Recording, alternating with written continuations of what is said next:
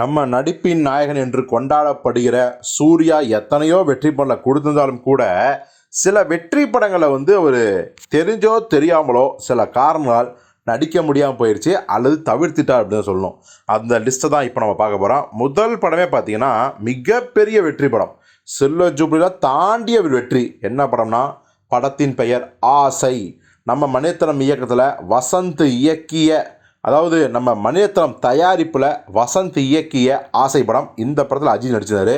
ஆனால் முதல் முறையாக யாருக்கு இந்த வாய்ப்பு வந்துச்சுன்னா, சரவணன் என்கிற அந்த ஒரு இளைஞனுக்கு தான். வேற யார், நம்ம சூர்யா தான், அவருக்கு தான் வந்துச்சு. ஆனால் சிவகுமார் ரொம்ப சின்ன பையனாக இருக்கிறான், இப்போவே நடிப்பெல்லாம் வேணாம் அப்படின்னு அழுத்தம் திருத்தமாக மறுத்துட்டார்.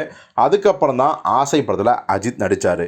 அதே மாதிரி பார்த்தீங்கன்னா அடுத்ததாக மிக முக்கியமான ஒரு படம் என்ன அப்படின்னா, 90s கிட்ஸால் இப்பவும் கொண்டாடப்படுகிற ஒரு அட்டகாசமான காதல் காவியம்னு சொல்லலாம். இயற்கை.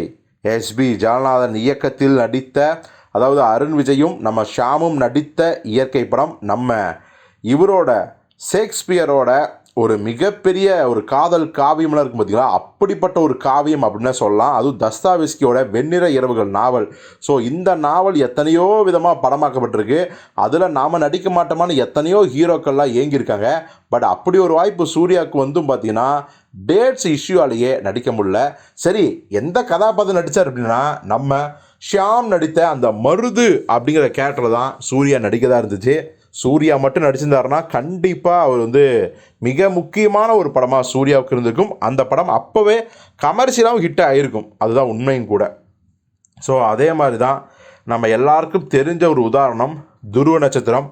கௌதம் வாசுதேவன் இயக்கத்தில் விக்ரம் நடிப்பில் உருவாகிற படம். ஆனால் இந்த படத்தோட பவுண்டு ஸ்கிரிப்டை கொடுக்க மாட்டுறாரு, கிளைமேக்ஸை சொல்ல மாட்டுறாரு. அப்படிங்கிற காரணத்தால் சூர்யாக்கள் திடீர்னு அந்த படத்துலேருந்து விலகிட்டார். ஸோ அதுக்கப்புறம் விக்ரம் நடிச்சுக்காரு. படம் ரிலீஸ் ஆனதுக்கப்புறம் தெரியும் அந்த படத்தில் சூர்யா நடிச்சுக்கலாமா இல்லை வேணாமா அப்படின்னு. அடுத்ததாக பார்த்தீங்கன்னா மிக முக்கியமான படம் நம்ம நலன் குமாரசாமி சூர்யாவுக்கு சொன்ன ஒரு கதை, எஸ்கிமோ காதல் அப்படிங்கிறது தான். பட் சூர்யா நடிக்கலை. இப்போ நான் சிங்கம் அந்த ரேஞ்சுக்கு வந்துட்டேன், இப்போ ரொம்ப சாஃப்டான லவ் ஸ்டோரி நடித்தா நல்லா இருக்குதுப்பா அப்படின்னு சொல்லி மறுத்துட்டார். அது உண்மையும் கூட. அதனால் ஒரு பெரிய இழப்பு கிடையாது சூர்யாவுக்கு. அந்த படம் காதலும் கடந்து போகும். விஜய் சேதுபதியும் மடோனா சபசினும் போட்டு நடித்த படம். ஸோ அதுக்கப்புறம் பார்த்தீங்கன்னா சார்பட்டா பரம்பரை. நம்ம மெட்ராஸ் ரஞ்சித் இயக்கத்தில் உருவான படம் மெட்ராஸ். கார்த்தி நடிச்சிருந்தார். ஸோ அந்த நட்பின் அடிப்படையிலே பார்த்தீங்கன்னா கார்த்திக்கும் சரி சூர்யாவுக்கும் சரி ரெண்டு பேருக்குமே சொன்ன கதை தான் சார்பட்டா பரம்பரை. கார்த்தியும் நடிக்கலை, சூர்யாவும் நடிக்கலை. அதுக்கப்புறம் பார்த்தீங்கன்னா நம்ம ஆர்யா நடித்த அந்த படம் மிகப்பெரிய பிளாக் பஸ்டர் ஆகிடுச்சு. அதே மாதிரி தான் நம்ம வணங்கான், எல்லாருக்கும் தெரிஞ்ச கதை தான். அதெல்லாம் முடிஞ்சு போச்சு. இப்போ பழசு தோண்ட வேணாம். ஏன்னா சூர்யாவே பாலாவோட அந்த 25 விழாவுக்கு வாழ்த்திட்டு கௌரவப்படுத்திட்டு போயிட்டார். அதே மாதிரி புறநானூறு சிவகார்த்தியை நடிக்கிற அப்படி. இதுக்கு நடுவில் பார்த்தீங்கன்னா சூர்யாவுக்கு நம்ம ஹரி சொன்ன ஒரு கதை அருவா.